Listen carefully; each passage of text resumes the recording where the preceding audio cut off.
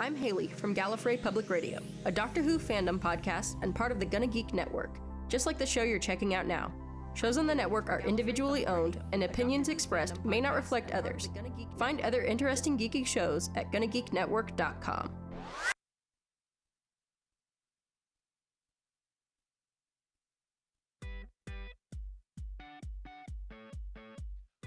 Welcome to a new live episode of Better Podcast. Oh, wait. No, we're live. I've just got SP showing the wrong one. Welcome. Let's do that again, because maybe I'll cut that out. I'm Haley from Gallifrey Public Radio, a Doctor Who fandom podcast and part of the Gonna Geek Network, just like the show you're checking out now. Shows on the network are individually owned, and opinions expressed may not reflect others. Find other interesting geeky shows at GonnaGeekNetwork.com.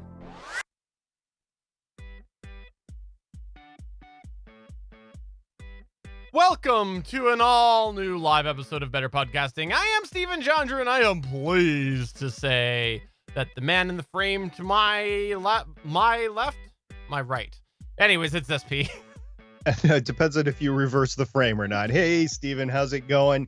It is a great Tuesday. It's March 10th, 2020, and it is an interesting time, to say the least. A lot of things going on in the world, but we're going to focus on podcasting for the next hour. Exactly. Also, we have the extreme of the colors for those who might be listening on Spreaker right now. I am wearing a black shirt, and SP is wearing a vibrant orange with a yellow something or another with a very bright blue shirt underneath. It's just like all sorts of opposites of colors right now. I feel like I need to maybe make my whole backdrop completely unilluminated. Well, maybe. This jersey is my Iron Man jersey from Geeky Jerseys. It is. Which you can check out at geekyjerseys.com. That's why you're seeing all the different colors, and I've got a blue undershirt on. The yellow is kind of, I don't know what to call it. In a normal person, this would probably be a Dickie, but I don't know what they call it in a hockey jersey. Well, the good news is I actually have some Gorilla Tape right here, which is black, so it's not going to help, but I can brighten things up a little bit if I grab my drone pad, whatever this is, the thing that sticks in the ground spike, and I can tape it on myself, so now I have a level of color. Why don't you put the entire landing pad? It's got either a blue or an orange side to it, right? Yeah. Put one of those sides on, then you'll be fine. So if you didn't know this, we do this every other week. We do a little live chat, live Q&A, whatever we want to call it. I don't think we've locked down a name yet on it, but we do like to talk about some just stuff that's happened in the world of podcasting, answer some questions that people might have, and just generally have a bit of an open forum so that we can offer more content now to people. And one of the things I want to start off right now, and it's a thing that I know SP gets so angry that people ask all the time about, and it comes up like every other month, and he hates it, and it's all to do with my in-ear monitors. Let's just answer that off the bat right now. This past week, we did have somebody on YouTube on the last video ask us about how I hear without having anything in my ears. Well, ignore the fact that I said in-ear monitors because I just thought of a joke. I actually don't wear anything because I have cybernetic implants in my brain that makes me hear. All Canadians do, right? Yeah. Kidding aside, I actually use what's called in-ear monitors, so it's hard to see, but they are there. And I use clear ones. They're the Shure SE215s. I actually think it might be time for me to replace them for a couple of reasons, but I've had them a few years. But they just are the tips or the entire thing. I'm gonna replace probably the whole thing at some point.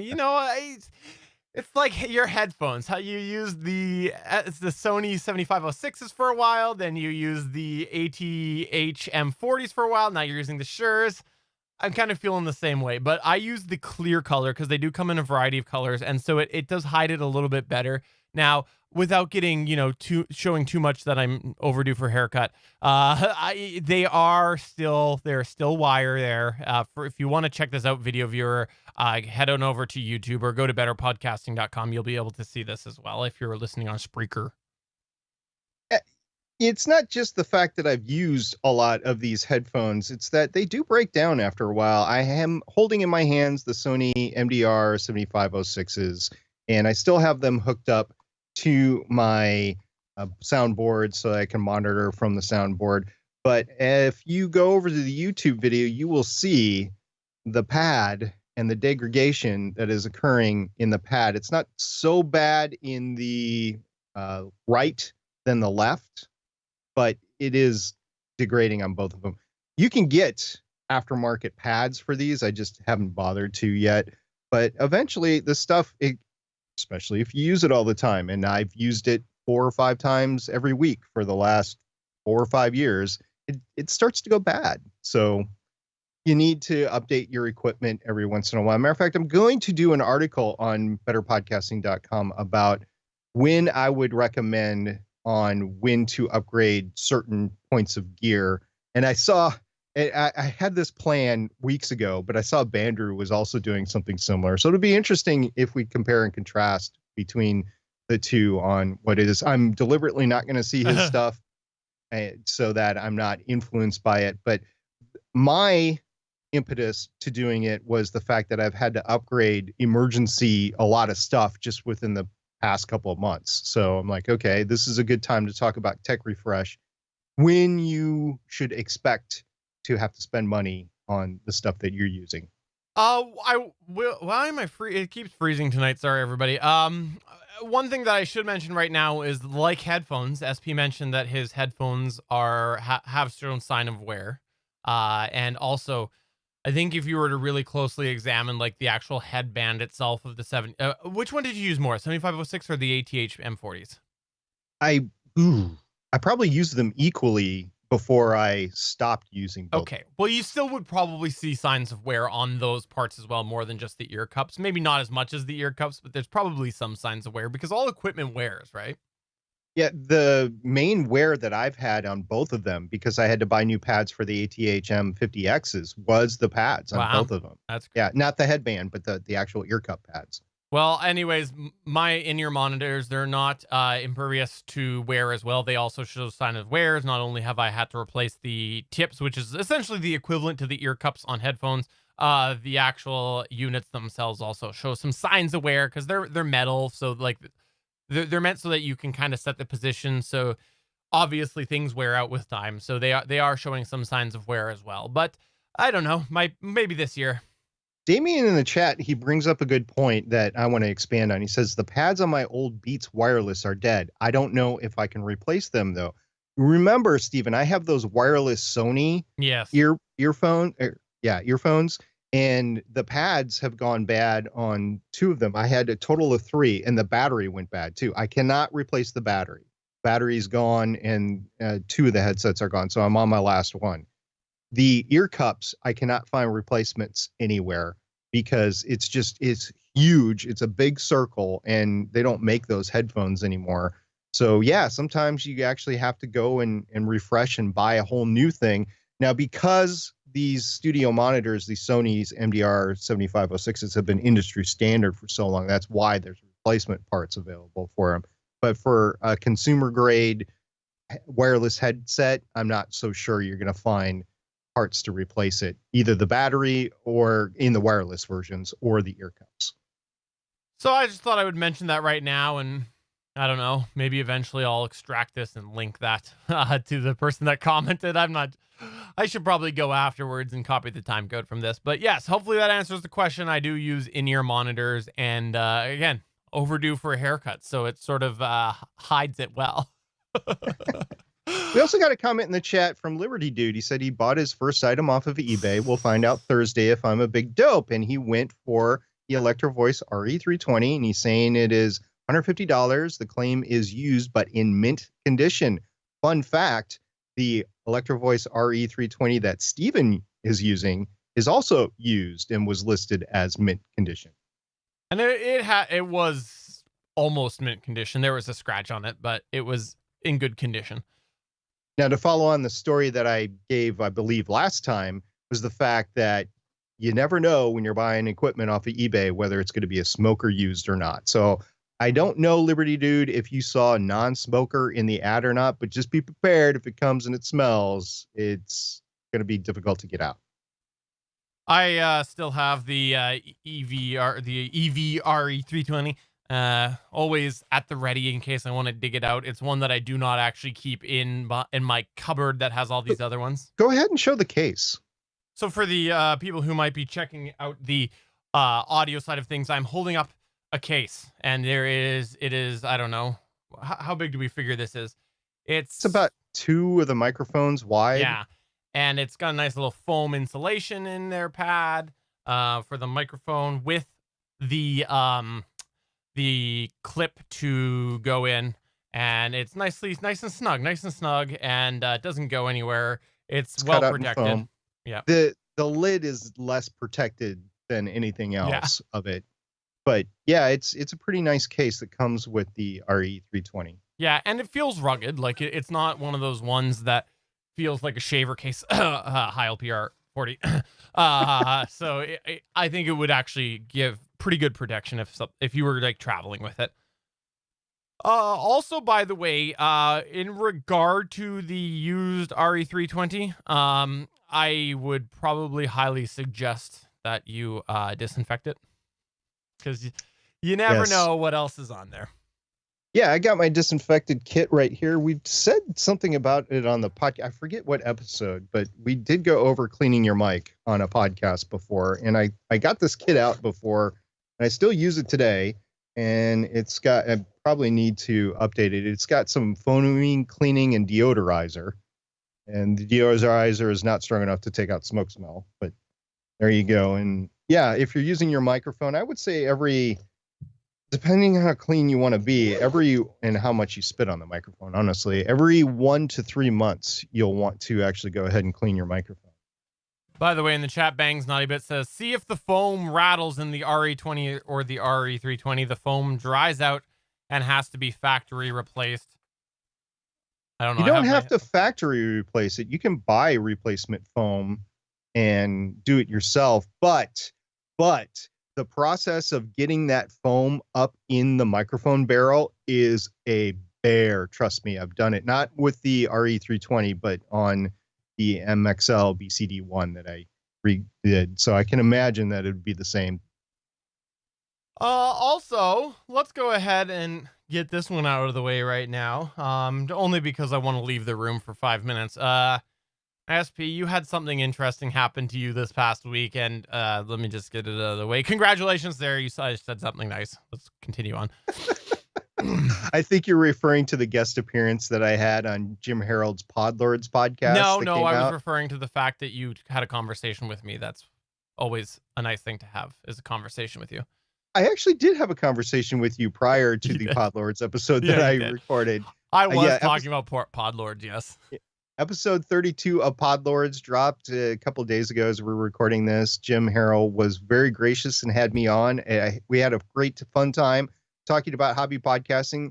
In listening to the episode, there's a lot more that I wanted to say about the subject, but hey, you only get 40 minutes, 45 minutes, and you get what you get. So just be cautious. If you go into an interview situation, make sure you throw the stuff that you want to talk about first. And yes, I did. Everything that I wanted to talk about was actually on there. But we went some interesting places, including paywall for independent and hobbyist podcasters. Yeah, you did a wonderful job, SP, and I just wanted to say right now, congratulations. All joking aside, all front that I just put up a second ago, seriously, congratulations. You deserve it. You have worked very, very hard to be a recognizable name within the podcast industry. You have answered a lot of questions in a lot of places. Bangs is going to get so upset about this. You have been a monumental asset over on Reddit over the last couple of years, and I think that you were a leader and a champion over there, and definitely you deserved that appearance. So congratulations. Well, thank you very much. But if you listen to the episode 2 minutes in, Jim made a comment about you. So I expect to hear your episode sometime later on this year on Podlords. Yeah, well, we don't talk about me. Okay? Okay. He brought it up. I didn't. But no, seriously, congratulations. Thank you. Also, if you do want to go ahead and hear the uncut version of that, it doesn't exist. So you'd have to solicit Jim for that. I'm sorry. Just thought I'd tease that. Okay. Yeah. It was interesting being a guest on another podcast about podcasting, because everybody does something a little differently. Everybody has a little bit different workflow, and it was just fun getting back into it. And getting back into guesting and seeing how how another pro, and Jim is a pro, by the way. He's a professional podcaster. He's independent, but he's a professional podcaster and has been podcasting since 2005. So it was very, very much of an honor to be on the show. So let's briefly talk a little bit about one of the challenges that I encountered this past week while I was trying to get better podcasting together. And oh my goodness, we okay. both have had issues. Go ahead. Let's go ahead and just blame Windows right away. There you go. Go well, ahead. You can blame Windows. I can't. Okay. Josh, you can go ahead and give a little check mark there if you want in the Steven hates on Windows count. Okay, so here's the situation.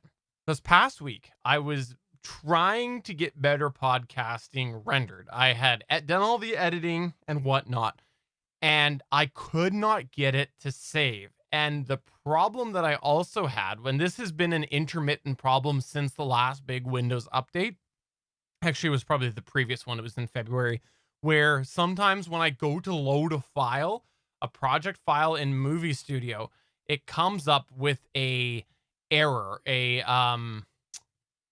like a file error. Now the file's totally fine. I can go and I can switch out the file for another file and it still gives an error. And there's no rhyme or reason how I fix it. I have a routine that I go through where I go and I delete a bunch of temporary files. I restart my computer and I keep this cycle going until it works. And eventually it works. Well, last week I could not get Movie Studio to save. Now the challenge was well, wait a minute, not save the file, but render the file. Export the audio, export the video, either one. I would have just put out the audio at that point if that's what I could have done. And long story short was I'm going to reinstall Windows. It will likely fix all of these problems. I've seen it fix these sort of problems before. And I ended up having to go and completely clear out all signs of any Movie Studio temporary file, any plugins that I had remotely in there. I had to delete a bunch of folders and then reinstall it, and it finally worked. So I can't say for sure it's Windows because of the fact that it could very well be a Movie Studio thing, but I also have upgraded Movie Studio in between the time that this has happened, and it's happened on both. So I think that it's I actually think it might be related to this is a random speculation, perhaps related to the NVIDIA codec, because of the fact that there was something along the way where I solved the problem by turning it off. One of the issues I was having, I turned it off and it worked, but it's a total shot in the dark. So I don't know. I'm going to reinstall Windows, but I finally got it working. And now after this live stream, I'm going to get the reinstall going because I knew that if I reinstalled Windows on Sunday, I was not going to get the show out the door. By the time I got everything reinstalled, I got all of my plugins in, it was not going to happen. And then yesterday on Monday was the Gonna Geek show. Wasn't going to get done yesterday. Today was the live stream. It wasn't going to get done today. So it was a headache. It was a pain. And I was never, ever, ever so happy to see that file render. I could tell when you're frustrated over the messaging that we have back and forth, and I get it. And I was pulling for you. There was absolutely nothing I could do for you. I was like, oh my gosh. I was simultaneously having similar issues, although different from what Steven was. So a couple weeks ago, I think I told everybody that I've updated my hard drive on my computer. I went from a 500 gigabyte OS SSD drive, which I'm holding in my hand for the YouTube viewer, to a 1 terabyte SSD drive. Still the same 2.5 inch SSD drive. I didn't go to an M.2 drive. Well, I cloned the drive. I actually had to pay for a service to clone the drive because of the expanding of the partitions and the way that the cloning was working. I was trying to use Clonezilla, and unfortunately that didn't work because I was going to have to move around the partitions. And I remember I did it free last time, but I remember it taking me like several hours, and I just didn't have the time. So I paid $40 for a EaseUS program to go ahead and clone the drive, simultaneously expanding the partition. You can do that with some programs. Do I recommend that to most hobbyists? No. I mean, if you can go ahead and do it on your own, great. But if you're unfamiliar with how to clone a drive and expand it, you might want to go with a program like that. Anyway, I went ahead and just cloned the drive and put it in thinking everything would be fine. Everything booted up fine. I even had my Chrome stuff that was fine and everything. So I thought everything was fine. I went to go edit a file in Audacity, and it was running RX5 as an effect, and it wouldn't run. So I had to reauthorize that. Okay. And then I went into Movie Studio 16, and I was doing importing a new Legends of S.H.I.E.L.D. Video to edit, and two of the tracks were completely silent. Well, it turns out I was running RX7 on those two tracks, and I had to reauthorize them. And unfortunately, or fortunately, I had enough authorization. I had to deauthorize the same computer I was using and then authorize it again, and it was fine. The other thing that I really I can't blame them for doing this, but I was really hitting my head over this one because I'm like, I can't believe I have to do this, but I was glad to support them.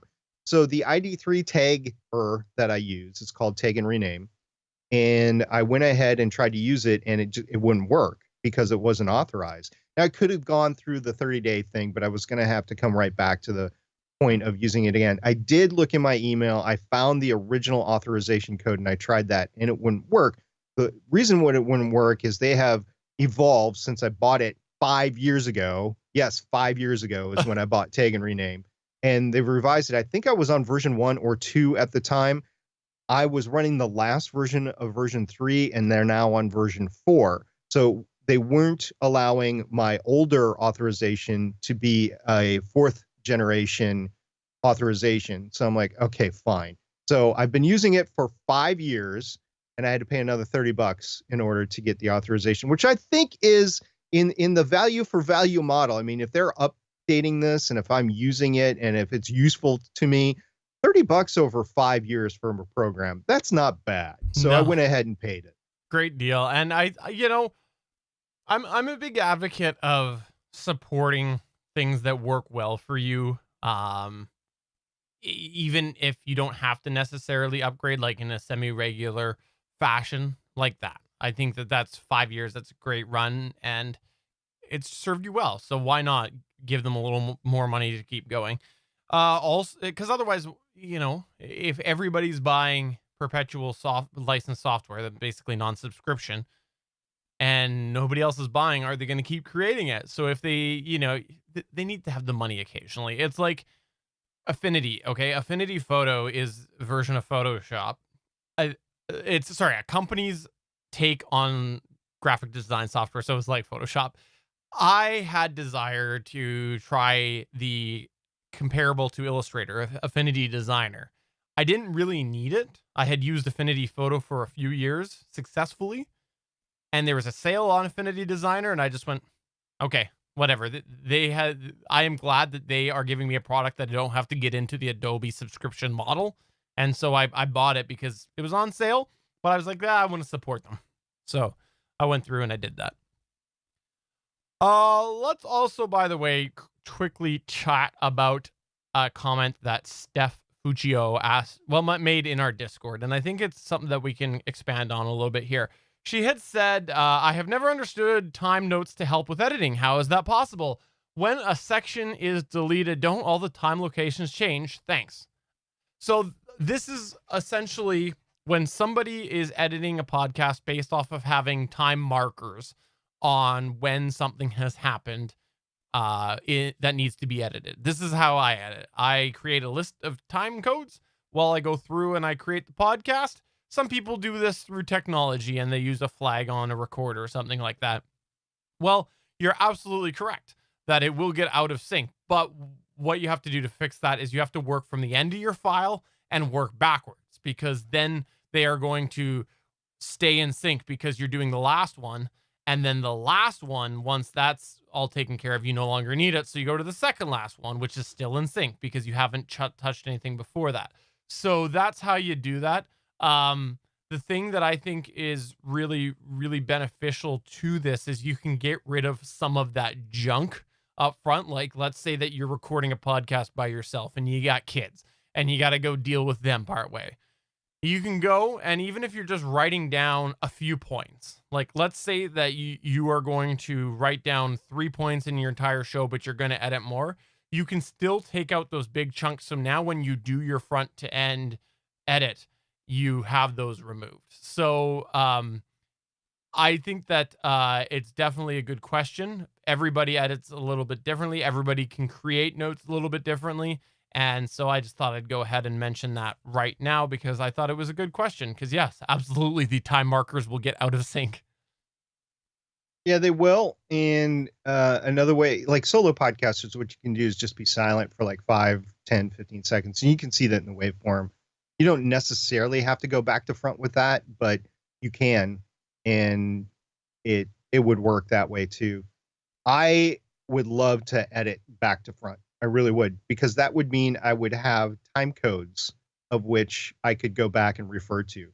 Now, unfortunately, in the shows that I edit, and the fact that I am not a wonderful multitasker like Steven is as a great producer, I cannot write down those edit points. So I do edit front to back, but I do wish I could edit back to front because it makes so much more sense to me.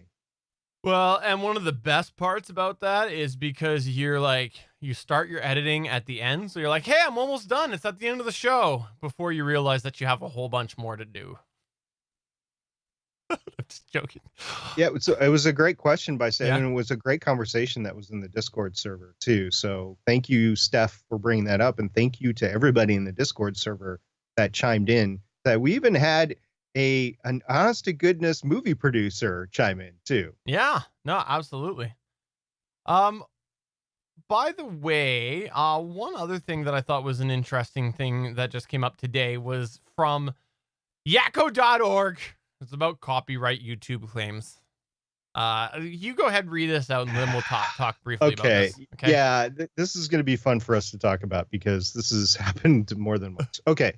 Yakko Doctor, which is Jeremy from the Transmissions podcast, he wrote, I just got the dumbest copyright claim on YouTube.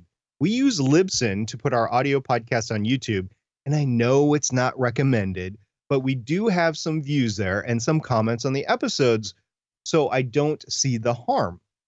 The most recent episode was a review of a cartoon episode from 2008. Just audio with this one static image. We played no clips from the show, just us talking. We got a manual copyright claim by Hasbro for the entire duration of the episode, not just some small portion like I've seen before. I can only guess it's because of the screen capture from the episode that was the image from the episode. I personally don't see how a manual review would have flagged that, but YouTube is broken. We don't rate monetization on YouTube. We don't rate monetizing on YouTube. So I don't know if it's worth disputing, but it pisses me off. It pissed me off too, Jeremy. Yeah, so I think that you're probably right. My assumption as soon as I read this, before I actually finished your message, was the image. And the reason why I think it's the image and I immediately went thinking it was the image was because you said that it went the whole length. And that's a pretty good indication that it's something that's in there the whole time. And it's probably because your image is there as a static image the whole time, the reason why.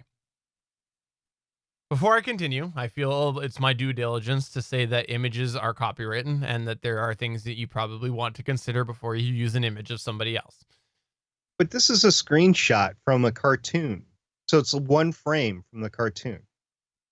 Images are copyrighted, and I'm not a lawyer, but images are copyrighted. And so I don't know. I'm not going to say either way, but I will say that there are images that are copyrighted and that there are companies that are hired to pursue copywritten images and try to get fines for those because of the legalities that they're allowed to. So I'm not a lawyer. I don't know. I just know that copyright enforcement on images is a thing.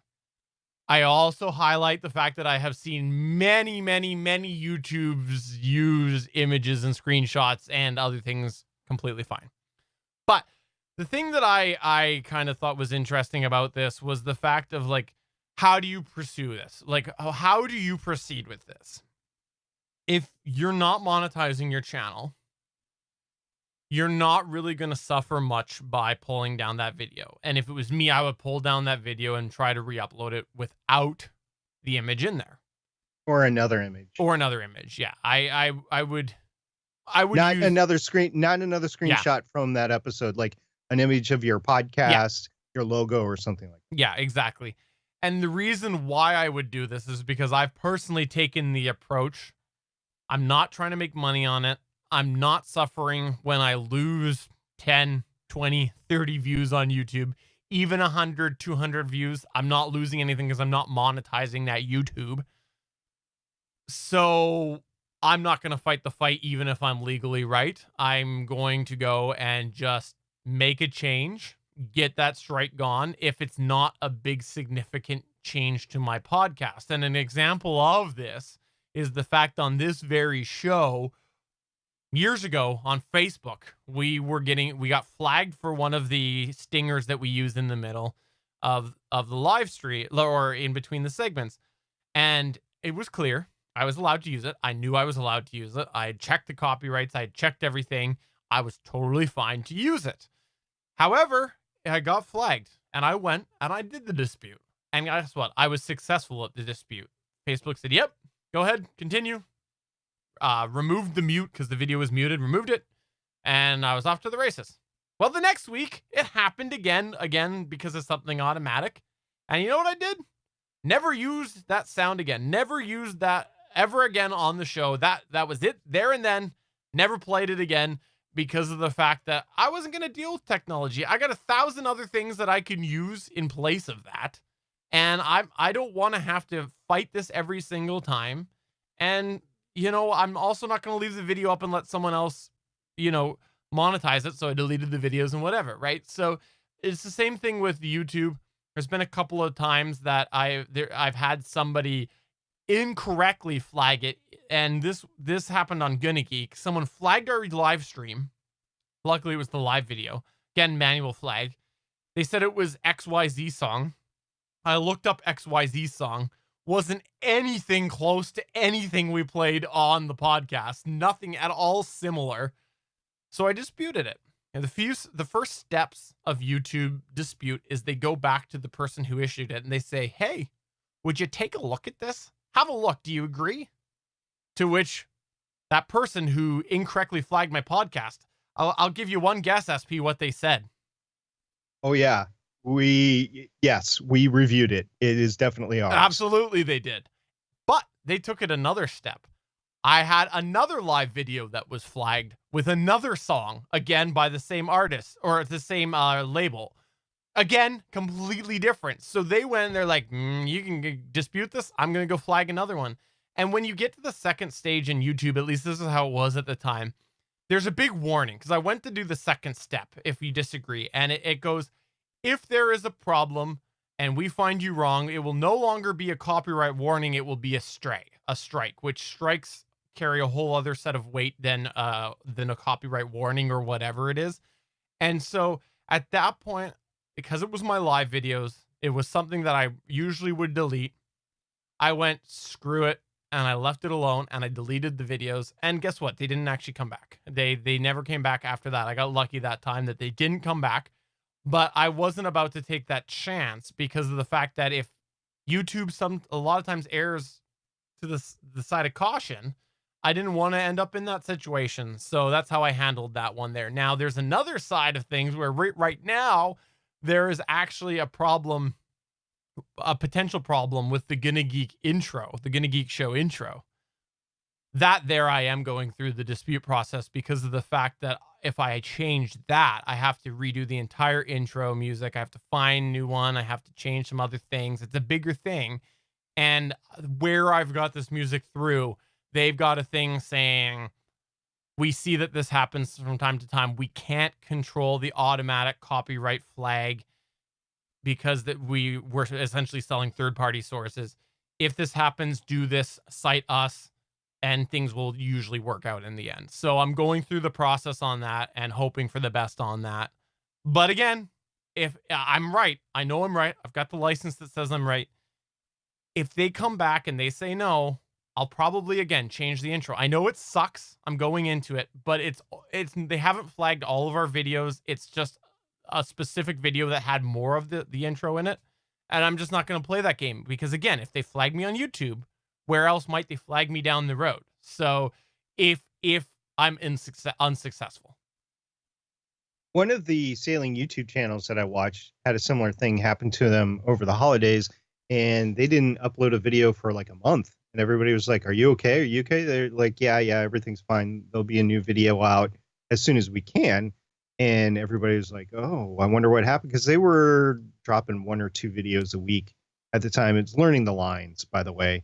And it turns out that they were going through this copyright strike issue, and it was part of their intro or outro, which was on all of their videos. And they're like, okay, we need to dispute this, because if we upload another one, just like you were saying, we don't want to have the same issue again and again and again.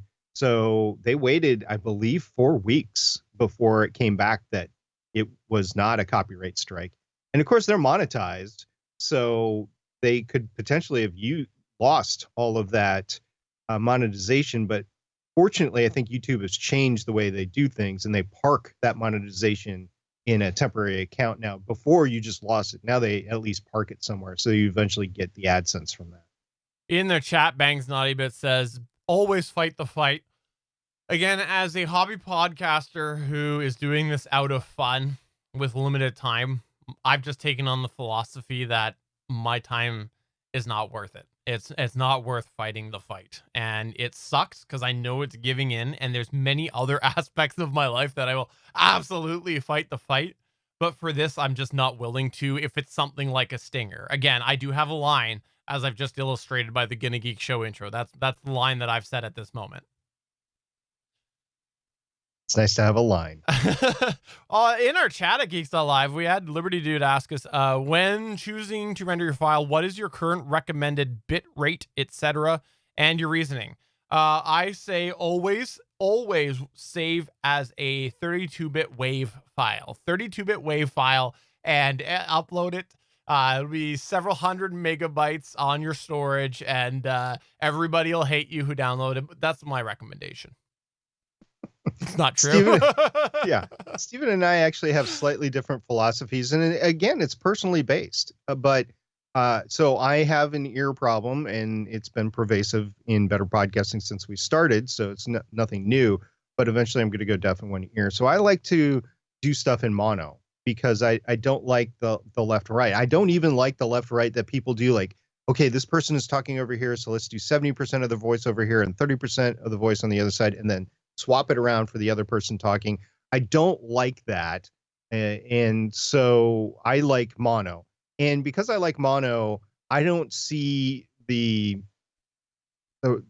any reason to go beyond 96 kilobits per second in terms of bit rate.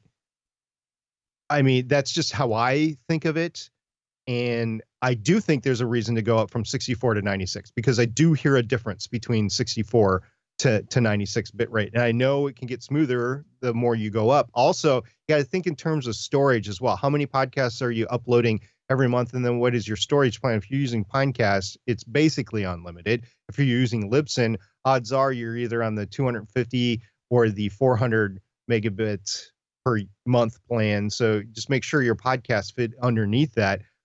I will say definitely don't go below 64, but go as high as you can in order to get a good sound across. And then keep in mind, there are still download limits across the world. So you do want that final file to be somewhere under 100 megabytes per file. Yeah, I 100% agree about the 64 to 96 thing. I have had many disagreements with a variety of people over the years who say you can't tell the difference between 64 and 96. I can absolutely tell the difference. Yeah. And especially if you have like any level of music in there, but even without that, there's just this sort of like almost tinny sound, like this is almost ringing in the upper frequencies between 64 and 96. So I would definitely say minimum 96 is my current recommendation. I personally go to 128 because I still hear a difference. Subtle, but the big reason why I've made that big push is because of the fact that if you look at some different sources, and I'd have to look it up to see, I want to say Spotify's one, but I could be wrong. There are recommended practices that all of these people who are getting into podcasting are putting out. And one of them, I think it was Spotify, said that they were recommending a minimum of 128. But the reason I'm not saying they're the golden goose or anything, but I'm just saying it's an example on where some things are going. And people make the argument all the time. Well, is that 128 stereo? Doesn't that could be a moot point because of the fact that if their algorithm is simply doing a bitrate check, it won't matter if 128 stereo is the equivalent to 64 mono. If it's simply doing a bitrate check to see what bit rates it's encoded in, that might go, well, it's not 128. We don't care that it's 96 mono. So we need to know more about that. But I'm just saying it's showing the trending direction. I think Amazon Voice Services recommends something stupid like 320 for their skills. It's something insane like that. But again, I think it shows the direction things are going. And so I got no problem with people who do 96. I listen to them all the time. Don't really think much about it. I think all the time about someone that I listen to in 64. Yeah, so great question. Thank you very much. Bangs 90 bits brings up the real question. Is it 44.1 or 48 kilohertz, and why? Well, I mean, 44.1 is CD quality, so a lot of people have been doing that for a while. So it's 44,100 hertz or 44.1 kilohertz or 48 kilohertz in terms of sampling rate. I've been producing at 44.1, and for a long time, there was a reason that things would get out of sync if you didn't have things lined up properly from the recorded file to how you were actually producing it, say in Audacity or whatever DAW that you were actually editing in it. You had to make sure everything was the right thing. I haven't heard too much of that lately.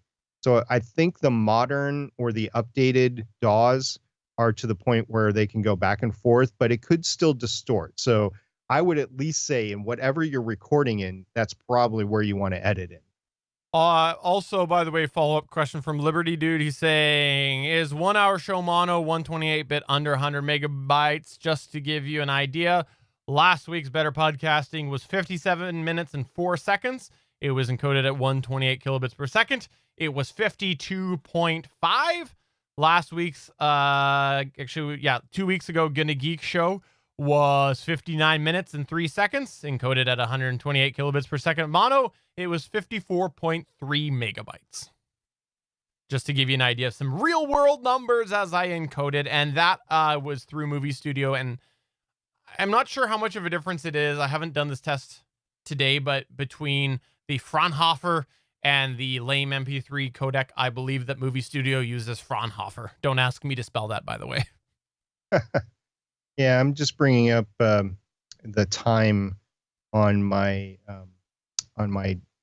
disk drive here so I can tell how long the file is versus how big. I can see how big it is, but I don't have the time enabled. So are you on your window, the live riveting? Go view and then click on details pane next to navigation pane if you're in Explorer. Yeah, I'm on details, but weird. You got me. When I click on the MP3, I see it on the right side. Odd. Well, no, I think I turned it off. I'm in the more, and I just have to go length, I believe is what they call it in Windows 10. I was looking for time, but I believe it's length.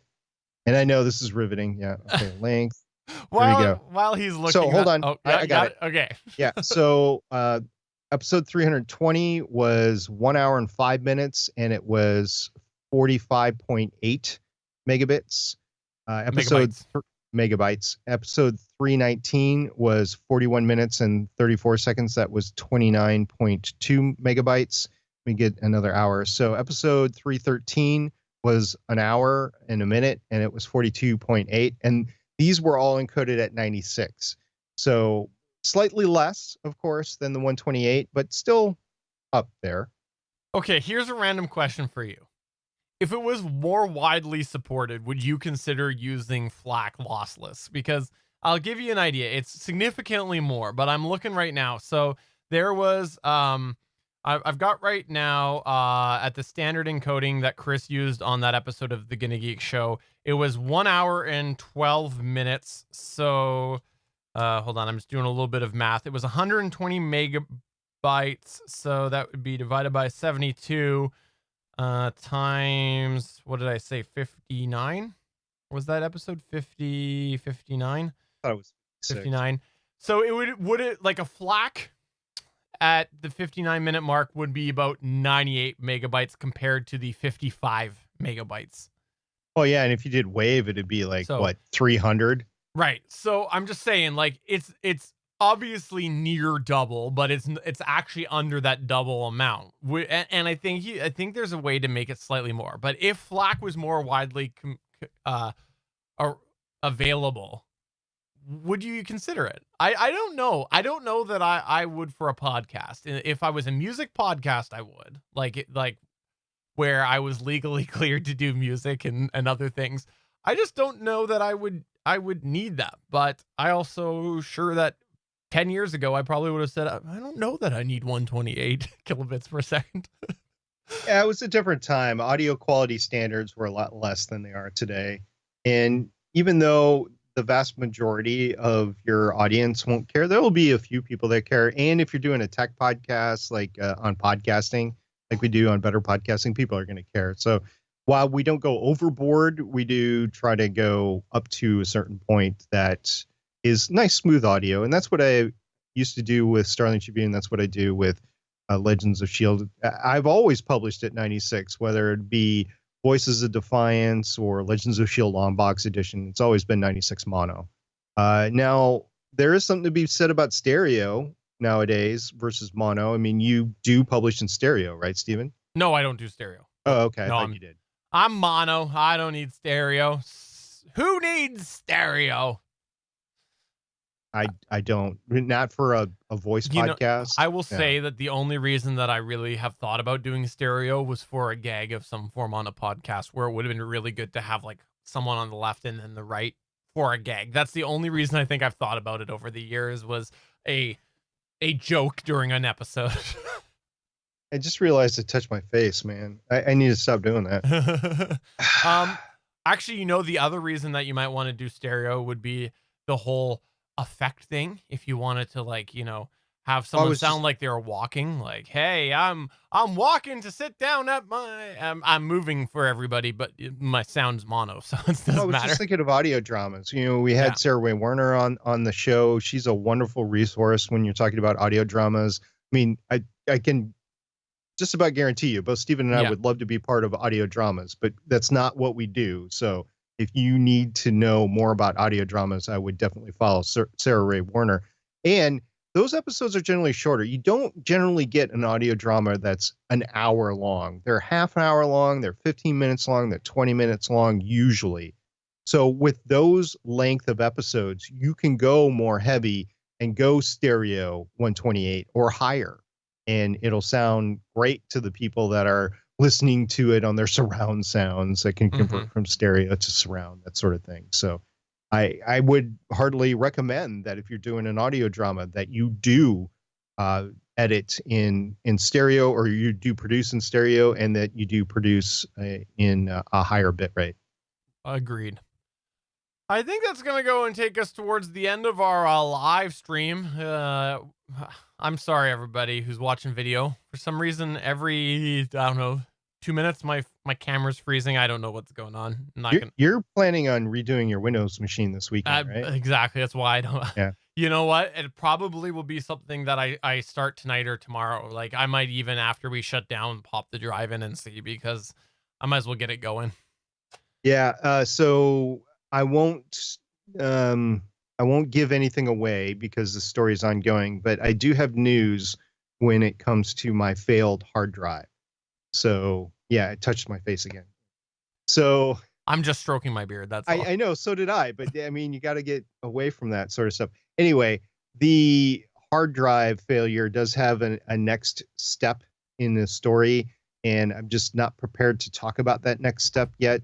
I've got one more thing I got to run down before I actually talk about it. So in 2 weeks, we'll be talking about that.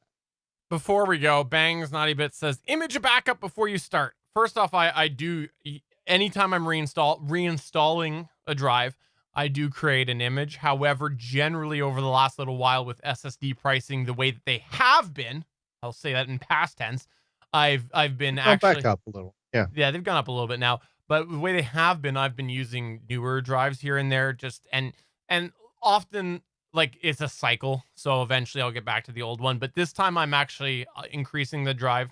I've been going stupidly on a 120 gig drive on just my Windows OS for a while. I've been trying to get back to a 240 along the way. I downgraded to a 120. So it's going to be a fresh drive. And I prefer to operate that way where, and I've done this for years, where when I am doing a reinstall, I try to keep that other drive sitting there, because if something goes wrong, like I go to connect on a live stream and some driver I forgot about's missing, I can boot back into the old drive. And I've done it. I had it happen when I first went to Windows 10. I ended up, we were about to record, and there was a significant thing that happened on the Gonna Geek show, and I wasn't going to be able to do the show. So I opened my computer, popped in the old 8 drive, booted back up, and I remember that. Yeah, you remember that? I do. I was shocked actually that you were able to get it up and running as quickly as you did. Now, you didn't actually seat the drive in there. You just plugged it in. So if you kicked the computer, the drive could have come out or whatever. Yeah. But yeah, and at the beginning of the show, that's why I was showing the drive. This is literally my podcast machine as it was 2 weeks ago. So I could drop this in and I could be off to the races, no problem whatsoever. And it's great. But one thing that I started doing, but I didn't do this time, is take an image. I didn't do an image because I still had the hard drive, but the last time I did everything, I did take images before I proceeded, and they're all on USB drives. So let's go ahead and shut things down. If you got any questions in between, please head over to our Discord server, betterpodcasting.com/Discord, or find us on Twitter at BetterPod, or just chat with us when we do stream live at geeks.live. There's a lot of other awesome geeky content at geeks.live. We've got a calendar there of a variety of different live shows, and sometimes those live shows can't go on their day, so they record on another day. So if you're watching this live and you're into other geeky stuff, All Things Good and Nerdy started about 10 minutes ago. So you can probably refresh the page once we shut this down, and I think they'll be there. But otherwise, there's other Geeks.live content other days of the week. So for episode number 3, I guess, of the live stream, I'm Stephen John Drew saying thanks for checking out our live stream, and we hope we continue to grow this. MSP saying, just waiting for that 10th episode before we release this as a separate podcast. We'll see you guys in 2 weeks for this. I was doing security cameras last week. Maybe next week. We'll see. And next week for a regularly scheduled episode. We'll see you guys. Bye. Bye.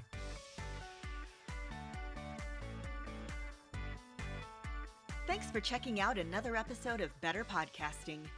You can find the full back catalog of Better Podcasting at betterpodcasting.com. If you're into geeky podcasts, please check out the other podcasts on the Gonna Geek Network at GonnaGeekNetwork.com. This show was produced and edited by Stephen John Drew of Gonna Geek Productions. Voice work was done by L.W. Salinas. Thanks again for listening or watching, and we hope to see you again next week. All right. Thanks, everybody. Have yourself a wonderful rest of your evening. Bye. Bye.